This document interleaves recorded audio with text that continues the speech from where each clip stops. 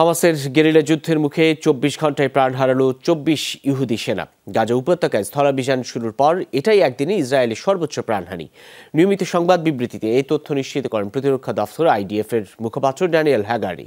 জানান, buffer zone লক্ষ্য করে শক্তিশালী ক্ষেপণাস্ত্র ছোড়ে হামাস যোদ্ধারা, তাতে দ্বিতল ভবন ধসে একই স্থানে প্রাণ হারান ২১ সেনা সদস্য।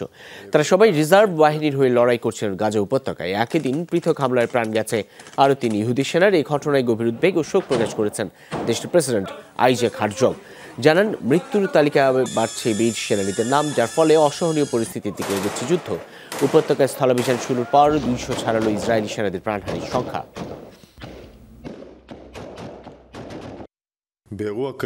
সোমবার কঠিন পরিস্থিতির মধ্য দিয়ে যেতে হয়েছে ইসরায়েলকে। কিসুফিম এলাকায় তুমুল লড়াইয়ের সময় প্রাণ হারান সেনাবাহিনীর ২১ রিজার্ভ সদস্য। সবশেষ তথ্য অনুসারে বিকাল ৪টা নাগাদ ইসরায়েলি ঘাঁটি লক্ষ্য করে আরপিজি মিসাইল ছোড়ে শত্রুপক্ষ। তাতে ঘটে জোরালো বিস্ফোরণ, ধসে পড়ে দোতলা একটি ভবন।